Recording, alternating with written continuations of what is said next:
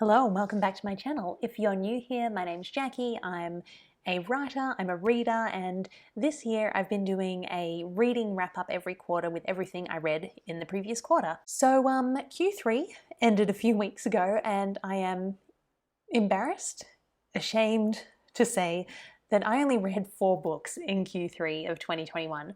And the reason for that, in case you've missed it, is because I moved countries in August. So basically, all 4 of those books I read in July. The last date I read in Q3 was actually the 2nd of August, which is when I flew from Estonia to Switzerland. And then the last few months have just been taken up by admin and work being more challenging than usual.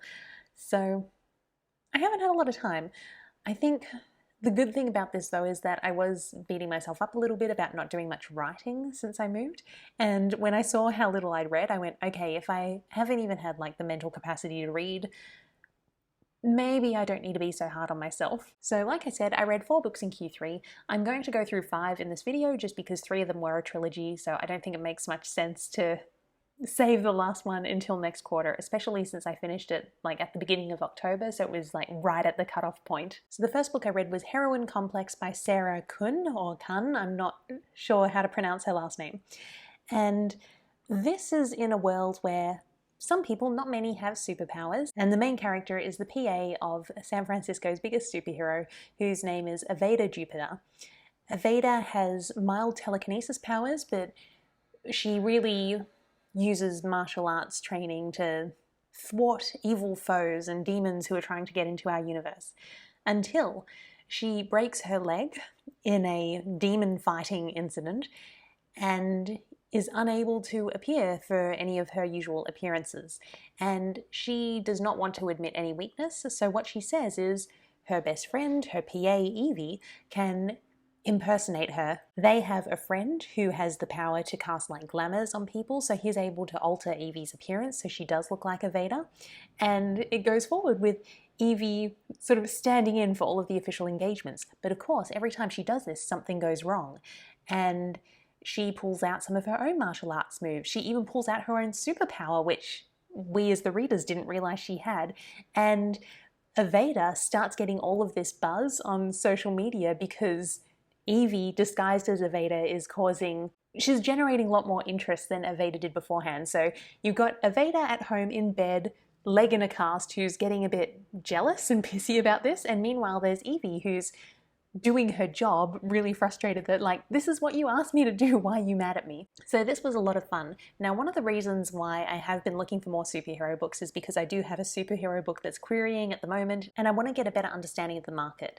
One of the things I'm realizing is often a superhero book isn't just a superhero book, and this one, I feel like the closest comparable title is actually Janet Ivanovich's like One for the Money and all of those books. I think there are like 18 of them now about Stephanie Plum, who becomes a bounty hunter and all manner of things go wrong, because the tone of voice and the sort of experiences and the characters are very similar to that type of book. So I can see how someone, like back when Sarah was querying this, it would have been targeting that market, which is very different to the market I want to target with my own superhero book. So 1, it was a really fun read, and 2, it was really illuminating to see quite a different angle and quite a different audience being targeted, yet it's still a superhero book. So I gave this 4 out of 5 stars. If you're looking for something lighthearted, fun, highly recommend it. The next book was called Nemesis by Brendan Reich. Now, the first point of view character we meet is Min, and what we discover is every 2 years on her birthday, someone kills her. So there's a man in a suit with sunglasses who kills her in various ways, yet after she dies, she then wakes up in the same place every time. And this has never been explained. She goes to a psychologist who thinks it's a delusion, and because that's the response she gets, she's sort of pretending that it hasn't been happening. So every 2 years when he asks, so how was your birthday this year? She flat out lies and said, oh yeah, it was fine. But in reality, she's being killed. She does not believe this is a delusion, and we as the readers are led to believe this is completely real. She dies and somehow comes back to life every 2 years. The second point of view character, Noah, is also experiencing the same thing. So every 2 years, same years as Min, someone kills him. His perspective is very different though. He is going to the same psychologist, but he is persuaded to believe that this is a delusion, so he doesn't think it's real, and every time the guy comes to kill him, he just wants it to be over and to forget about it. So we've got these two teenagers who are going about their normal lives in school, and every 2 years they may or may not be getting murdered. And from here, the book gets really hard to summarize in a couple of sentences, just because basically anything you say from that point is a spoiler. So you know that in the universe there's an asteroid heading to Earth and everyone's worried about it. Then not the army, but some sort of, black ops group shows up in the town where Min and Noah are based, and more and more strange things start happening and they're not really sure why. And that's what makes it really hard to describe this book, because if I say anything that happens, that is a spoiler for what happens, because for most of the book, these events are not explained. There's all of this stuff happening. There's clearly some sort of conspiracy, but we don't know what it is. So it's just event after event, and we know something is wrong, but we don't know what. And we don't find out until the very end of the book, maybe the last 5-10% of the book, when all is revealed. So it was an interesting read. It was very fast-paced and very easy to read. So because of that, I'd rate it 3.5 stars. However, I was left a little underwhelmed by the reveal at the end. And I don't know why. It's really hard to put myself back into the mental state where I was when I first read this book. Maybe the reveal could have been the right one, but the execution could have been better maybe. But I don't really know what else the author could have done without completely changing what he had in mind. And I know this is not helpful in a review, because I'm not telling you anything, but I can't tell you anything without spoiling the entire book. So yeah, I don't actually know if I'd recommend this one. It was well written, it was fast paced, the characters were consistent, it was fairly easy to read. I do think I stopped and started it a little bit. I really liked the beginning when there were these mysteries around them getting murdered every 2 years, and then as more and more things started to get introduced, I found I was getting less and less engaged because I didn't have the context for what was happening. And that was obviously a very intentional choice, because he wanted the big reveal at the end. By the time we got to the big reveal at the end, I didn't care so much anymore, and it was just a strange setup for the sequel. Okay, I'm just going to spoil it, so if you don't want this book spoiled, please skip to the timestamp I've got on the screen. So basically, at the end of the book, we discover that the asteroid did hit the Earth, everyone's dead, and their entire school year was part of an experiment to basically help humanity survive beyond the planet dying, and their consciousnesses, is that the plural of consciousness?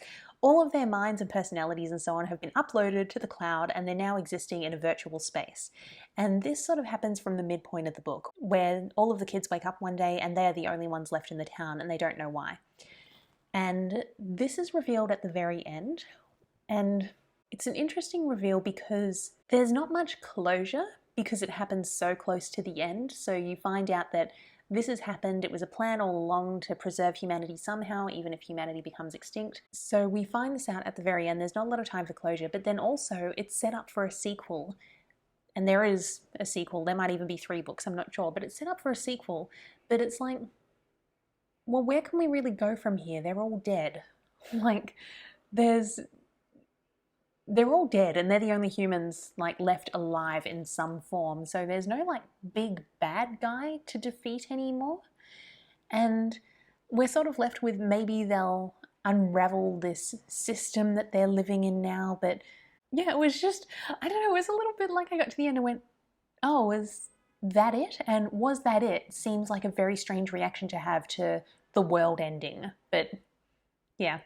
It was interesting. Maybe I'm going to knock that down to 3 stars. So again, interesting premise, easy to read. Yeah, the execution was okay. I think it was just the reveal that I don't even know how it could be fixed. But yeah, I was just left feeling oh, okay. Not even unsatisfied, just puzzled. What did I just read? So if this sounds interesting to you, knock yourself out. So after this, I actually discovered the Necrotic Apocalypse books. So this is a trilogy. The books are Ravenous, Revenant, and Rend, and they are written by the indie author David Petrie, and they are in the genre of lit RPG, which I didn't realize was a thing. So this is like literature or books that incorporate RPG elements. So in this book, that included elements like the characters leveling up, being able to branch into different skill trees, having a certain amount of MP or magic points that they could spend and needed to recharge in order to do skills. So as someone who likes RPGs, this was really interesting to see in book format. Now, when it comes to the story itself, it starts in a hospital, present day, when Digby Graves is a corpse who is defrosted. So he was discovered up in the Arctic Circle, and he is defrosted by the doctors or lab techs or whoever are in the hospital with him. And when he is defrosted, it turns out he's a zombie, and he eats two of the people who are in the room with him and bites the third, who then escapes. And because he's a zombie, he's very dumb, but when you eat people, you get materials you need to level up. You get points for killing people because that's an achievement unlocked. So he gets enough points to funnel into intelligence, which means, okay, now he's like a person we can interact with and who is conscious and understands what's going on around him. And he realizes this third person he bit ran out of the room, and that was the start of the zombie apocalypse. So this is it's exactly how it sounds. It's ridiculous. It's fun. So you've got this 800-year-old corpse who's unwittingly started the zombie apocalypse. So he's in Seattle and decides he should get out of Seattle because, like, not the army, but an organization called Skyline is coming in to sort of destroy everything. So he's like, well, I don't want to get destroyed, so I'm going to try and get out of there. So the first book covers him trying to get out of Seattle. At the same time, another point of view character is Rebecca. She is like a drone operator who happens to work for Skyline, and she basically, they take children when they're like 12 or 13 and train them to work for Skyline. And in the case of Rebecca, who's a drone operator, she's been locked in an apartment for years under their supervision with no connection to the outside world. So she happens to take one of her drones out to see what's going on, and she connects with Digby that way, and they end up working together. She originally is trying to play both sides, so she's trying to get his trust to lead him back to Skyline, because maybe, you know, he can give them information that can help stop the apocalypse. But then she discovers that Skyline is actually taking zombies and spreading them throughout the country, and maybe even throughout other countries, to help spread the plague and lead to the end of the world. So then when she realizes this, Digby and Rebecca team up in earnest to escape Seattle. So this was so much fun. In fact, basically everything I like at the moment is so much fun because life's been busy. So again, this was so much fun. I do highly recommend it. There were two things that bothered me, and they're both pretty nitpicky things. One is they made Digby 800 years old, and I don't think he should have been that old. And the reason for that is because 800 years ago, English was very different to the way it is now. Even Canterbury Tales, I think that was written like 1348 or somewhere thereabouts.